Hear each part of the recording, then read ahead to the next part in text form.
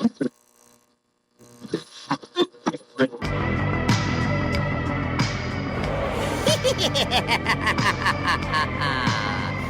boils and ghouls.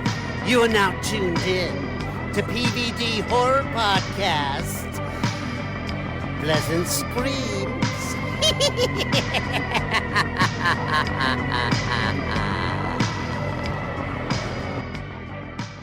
Hey, everybody. Welcome to the PVD Horror Podcast. My name is Dave, and today I am joined with musician Gwyn Strang, who, along with Sean Bilovecki, who is the guitarist, make up the band Frayle, which has been identified as one of the fastest rising doom metal bands and has received praise from such outlets as Revolver, which back in July named their song Walking Wounded one of the 6 best songs right now. Their new album, Heretics and Lullabies, dropped October 10th, and it is a must listen. Gwyn, thank you for joining me. Well, thank you so much for having me. I really appreciate it. No problem. Now, Gwyn, Frayle formed, if I read this correctly, back in 2017. Is that correct? It's actually probably 2018, but yeah, everything seems to have it listed as 2017. So whatever, I'm not gonna, yeah, a year. So tell me a little bit about like that formation, getting into the scene, what the early days looked like, things like that. Yeah, so Sean and I became a couple in, I think, 2016. And we just wanted to have a project to work on together. He's a musician. He's been in previous bands. And he was drinking a lot before we met, and he just kind of lost his love for creating music. So when we got together, he stopped drinking and he had all this extra energy that he needed to put somewhere. So I actually got him recording software for Christmas one year, and it I guess reignited his love for making music. He had all this stuff written, but he didn't have a vocalist, and I'd never sung in a band before, but he heard me like singing in the bath. Sometimes when I take a bath, I'll either meditate or if I'm in a really good mood, I'll sing. And so he heard that and he's like, you just have to sing on this. And I'm like, okay, well, let's just do, something. He's like, it's just for us. It's just for us. Okay. All right, we'll do a couple. So then he was like, look, we have these 4 songs. I just want to put it out on Bandcamp. It's just a little EP, a fun little project just for us. So, okay, I'm very shy and introverted, and so it was kind of a big deal for me to let him do that. So, but okay, you can do it. And he's like, okay. So once it went out, it started selling, and we were kind of like, wow, it would be cool if we could just sell enough to cover our Bandcamp fees, Sure. But so we actually started selling, and then within a couple of weeks, we were contacted by a European label. And then within like 6 months, we were playing Desert Fest and Soul Crusher over in Europe. So for someone who's very shy, that was, very difficult. But but now here we are. Would you say you've gotten over some of that shyness? I'm still very introverted. The way that I've managed it is that when I always say the person who writes the songs isn't the person who performs them. I have to kind of step outside of myself to be able to get out there and emote and perform. So it's still kind of a thing. I love it. I absolutely love it and adore it. I'm so glad that Sean pushed me outside of my comfort zone to actually do that. But yeah, it's still, I still get nervous before every single show, and, but I've learned to absolutely adore it. So, one of the interesting things is like, seeing you now versus seeing you in the music videos and everything. Like you definitely have like this very, this style to you that's just very unique, but it also now I'm kind of like putting this together, like it's almost performative. And I'm wondering, does that also kind of help you like push through some of the shyness because you're almost like presenting as not your typical self? So I think that the things that I wear on stage is me, is just amped up a little bit, right? It's an extension of the music, and Sean and I are both very visual people. So even though the music always comes first, we want to create like an entire world to immerse people in, and the visuals are definitely part of that and help get us there. So all the things that I wear, it definitely is me. The one thing that I will say is me, but also helps me hide a little bit, is the face jewelry. Yeah. Yeah. So that helps hold back a little piece of me, for myself. Yeah. So, I've read that your influences kind of range from, like Portishead to Bjork to Black Sabbath, kind of like a medley of all those things, I guess. But like one of the things that really intrigues me is the idea of like, beyond just those musical inspirations, like the style inspiration, the sound in general that you guys developed. Like what was the onset of that? Kind of how did you develop that? And like how would you even describe it? I don't really know how to describe it. And I think we have just kind of stopped, which is, we start with heavy, which doom. Well, is it really doom even? Is it, I just call it gloom because it's kind of doom plus, I don't even know. But like the inspirations, yeah, I mean, Portishead is a huge inspiration for me musically, vocally. The Cranes is a huge vocal inspiration for me. Alison Shaw.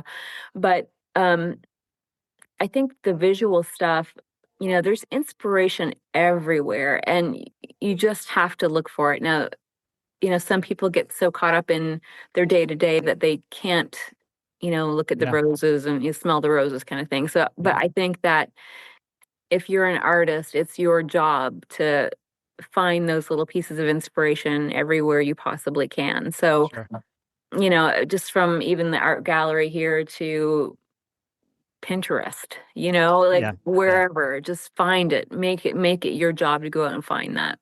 It's funny you mentioned the European label contacting you, because when I first saw, the visuals, I was like, oh, and the idea of being able to talk to you came up. I was like, oh, they must be European. I wonder if they're gonna have a thick accent.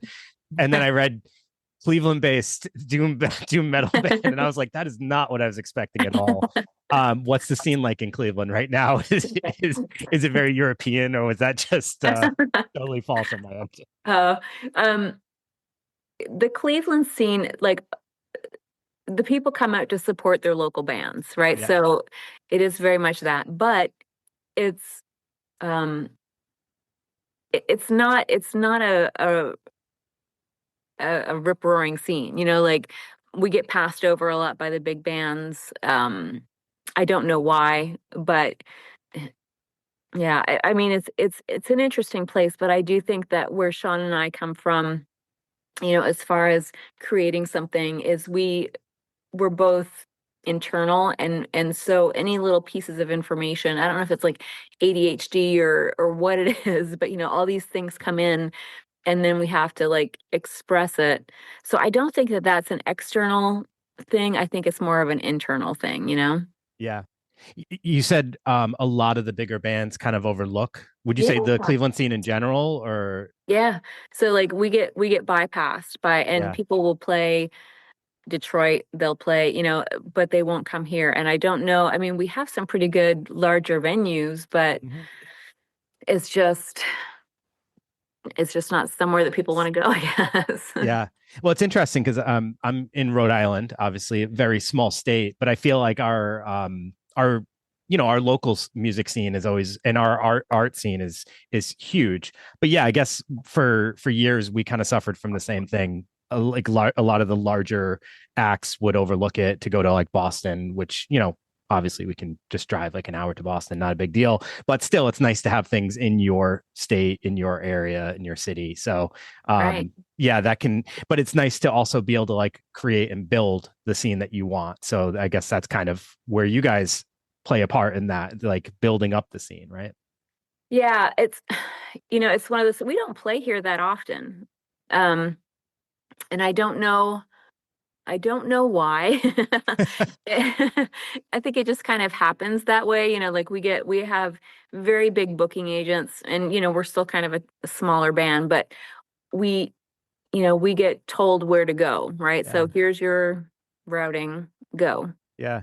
And so we don't really have a lot of say in where we get to play. Now, in your opinion, what do you think is causing that kind of like fast action rise for Frayle?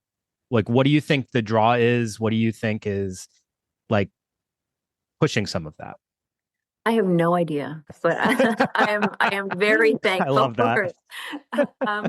If I had to wager a guess, I would say, Sean comes from a background of like Sleep, Karma to Burn, Crowbar, and I come from a background of, Gothic industrial, Bauhaus, Yeah.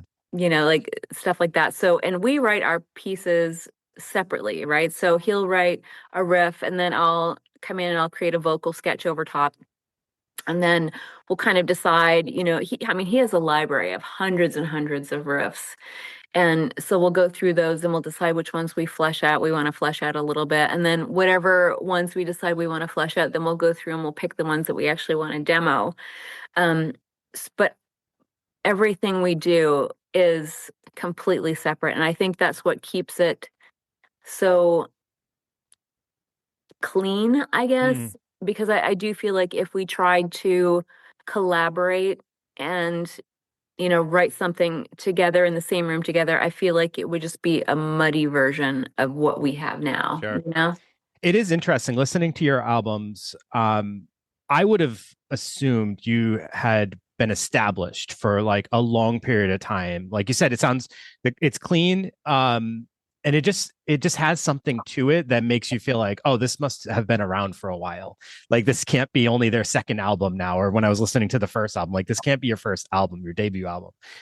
So there is something there to the music, which is really impressive. And also one of the things that I think was super smart, interesting as well, was the choice of covers, which, I think that's kind of getting a little bit more like accepted and wanted again. There was a period of time where covers were huge, and then they kind of died off, and I think people are kind of like open to them again. And you covered Lana Del Rey's Summertime Sadness, which I think is a very interesting choice, but also makes sense considering the gloom metal. And I just wondered like what made you guys choose this song, and like what was the thought process there with that? Yeah, so I think Lana is just the queen of melancholy, right? Like her voice in and of itself just emotes such sadness, that it seemed like a natural fit for me. But I do like whenever we decide that we're going to do a cover, we usually pick a few, and same thing, we'll flesh them out and then we'll demo the ones that we want to do.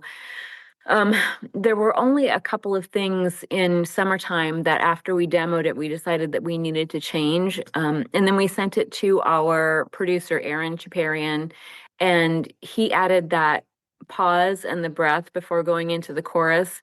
And, once we had that, I was like, this is magic. This is the one. Yeah. That's awesome. And I just like, I appreciate your appreciation for other genres and not just be like, we have to stick to this one kind of area here. We can't go outside of that. And even like acceptance of maybe like pop or, indie or whatever it is, just being able to accept other genres. I think that's because like there's so many music listeners like myself out there who just like all types of music. I definitely don't pigeonhole myself in one, anything but country, I always say. So, so that's great. And then as far as the new album goes, Heretics and Lullabies, like I said, when I first listened to it, I absolutely loved it. I loved the singles leading up to the full album. I thought it was a great choice of songs to lead up to the album as well. They were all very catchy, but also just like made me feel something and made me excited about listening to more. What is it that you hope that listeners glean from the new album? What was your intention with the new album? Like I feel like when you have your next album, you always have to have like some kind of intention of what you're hoping to capture with this one. So what was that for you? Yeah, I think with anything that I write, I want it to be kind of a sanctuary for people who have felt, on the outside or marginalized or anything like that. I want to create a safe space. So while some of the songs are perhaps a little bit more accessible than previously, that my goal and aim is always the same, is that I want to walk you through all these things that I've gone through: heartbreak, depression, anything like this. I because I know there are other people out there who are suffering with that as well. And I want to be able to take you through that, but then always give you a glimmer of hope, to let you know that it will get better. Yeah. Every day runs out of light, every night of pain, right? So it Did I you just just make that up right now? no, it's a lyric. Okay. But yeah, I want people to walk away with, if you're feeling depressed, you have to feel it, right? You have to Yeah. get through it. You can't go around it. So to feel it, but also to get through it. Yeah. Right. And it's interesting, like that idea of being more accessible. What does that mean to you? I don't know. Like it's one of those things where we write what we write. Yeah. And then, I think that Heretic to me seemed like a more accessible song because it had more of a bounce. Same with Walking Wounded, a little bit more of a bounce Yeah. to it. We definitely turned up the BPMs a little bit in some of the songs. So I think that's probably a little bit more accessible. Um, but at the heart, it's still very frail. At the heart is still. Do you think some bands are afraid to, or like nervous to make their music too accessible because they feel like they'll lose their core audience or they'll lose something to their band? Like, what do you think it is about that idea of like like even having to say like it's a little bit more accessible? I feel like it's almost like a warning to some people, but it's not. Like I don't think that's something your band would have to worry about. But what do you think about that concept? I do think that there are people who worry about that, and I do think that there are people that are like, but I mean, come on, just write what you want to write. If Right. it's coming from your heart, who cares if, like, to me, I think it's amazing. If I have something that I'm trying to get across, right, which I do, I have something that I want to tell people, then why would you want to keep it to this tiny little group of people for what? Right? To me, that's being a poser, right? Like Yeah. people talk about, to me, that's being Yeah. a poser. Like just do what you want to do. And if it appeals to a wider audience, amazing. If it doesn't, Yeah. then you've got your core audience, like just do what you want to do. I have a I strong opinion about No, that. I think that's great. I'm so glad to hear you say that. I mean, forever I've kind of considered myself a little bit of a music snob, maybe to like an actual like maybe not always the best version of it because at times like I get really upset when a band gets radio play and then their music sound changes following that. That bothers me because I feel like that's a very intentional choice and you're almost making music for radio play at that point. Yeah. I feel Yeah. like that's different than what you're talking about. You're talking about like evolution, you're talking about, you change, people change, and the things you maybe want to create change at those times or they feel different. So I think that's a way better way to kind of follow your art, follow your passion, making things that way versus like, no, I want this to make the radio or I want this to be Yeah. commercialized or something like that. Yeah, absolutely. I mean, as long as you're doing it for the right reasons, right? Like never chase the streams, like never Yes. chase the plays. You just have Yep. to chase whatever you're doing in your heart. And if, like you said, if it happens naturally, amazing. If it doesn't, it's Yeah. still there and you're still doing, it's still art, it's doing what art is supposed to do. Absolutely. I read that you and I apologize. I did this was like kind of a quick thing right even before I hopped on here with you. But I had read that you actually filmed a video in Salem for this was a few years ago, I think. Yes. So I wanted to ask you a little bit about that because we're spoiled. We're like an hour and 10 or 20 minutes from Salem. So Wow. it's a little drive that and I just actually did it this weekend. But you being from Cleveland, I was wondering when you filmed that video, was that your first time in Salem? And also like, what is your feelings about Salem? Like, what's that experience like when you go there? I love Salem. I would live there if if I could. Um, we go there twice a year. Well, at least Awesome. I go there twice a year. So Mhm. my family is in Canada.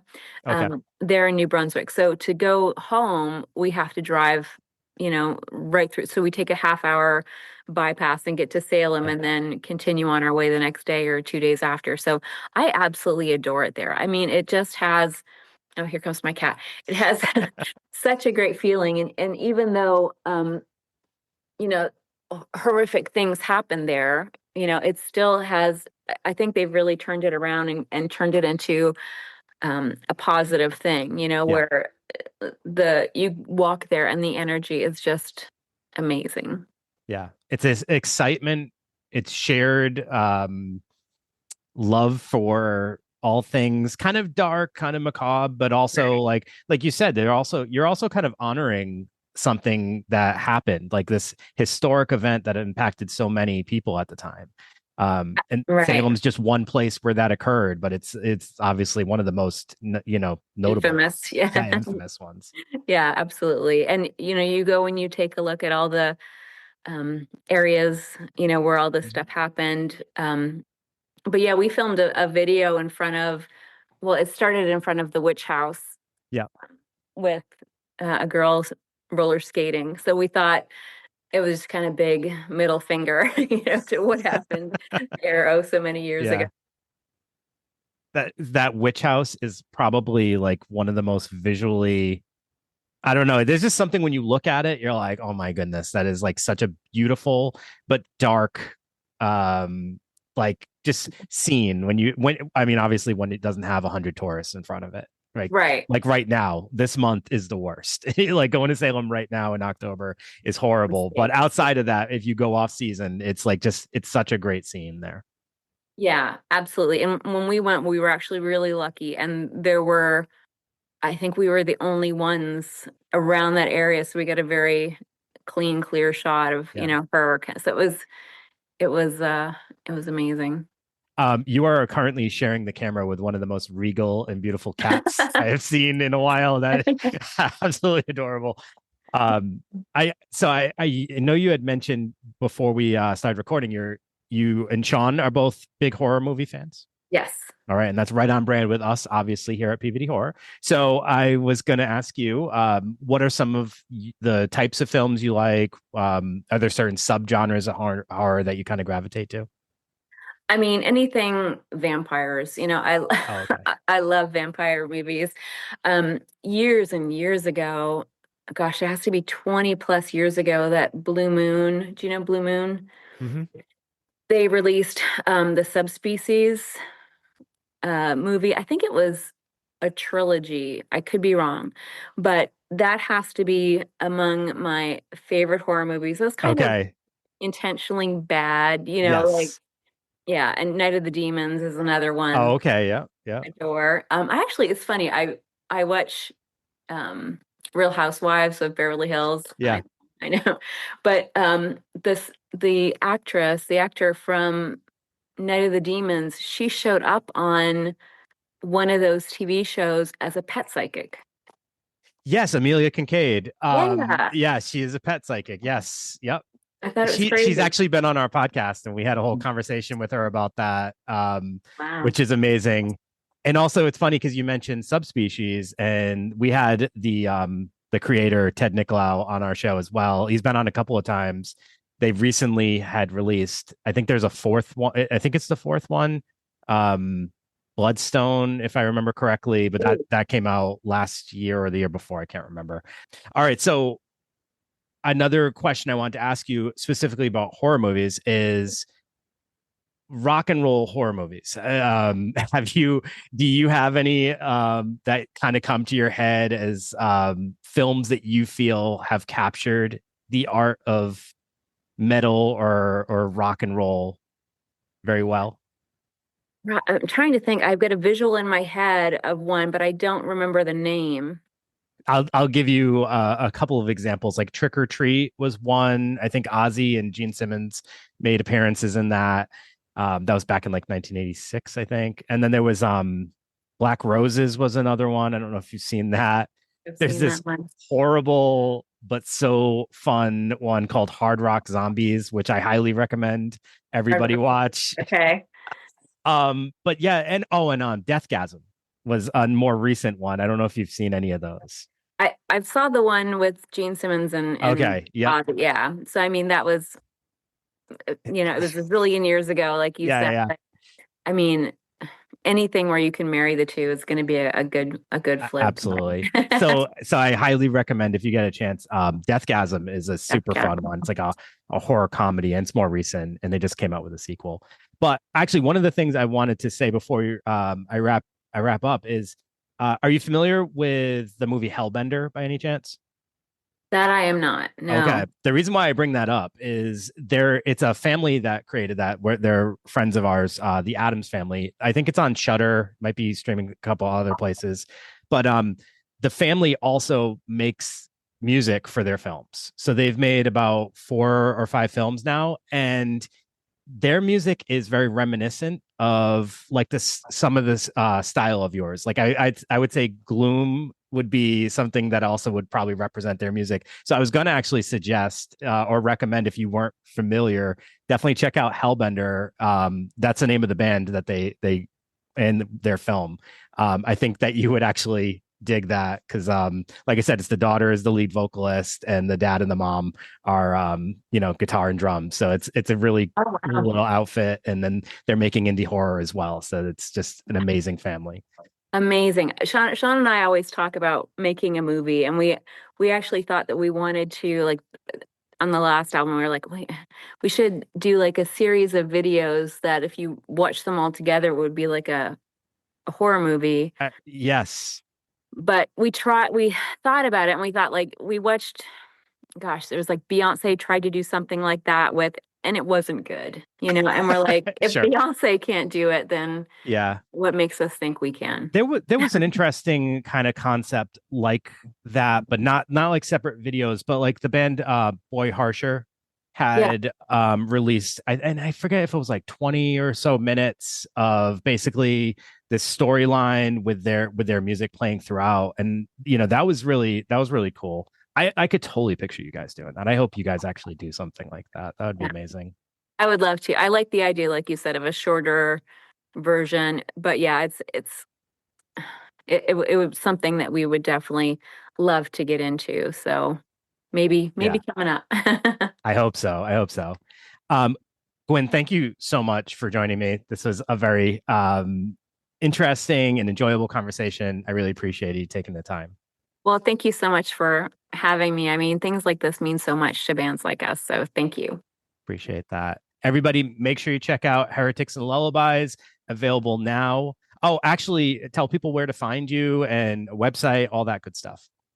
Yeah, so you can find us on napalmrecords.com. You can also find us at Indie Tree, and you can find us, we have our own website, fraileband.com. Awesome. All right, everybody. Thanks for tuning in. We'll see you next week. Have a good day. See you later. Thank you.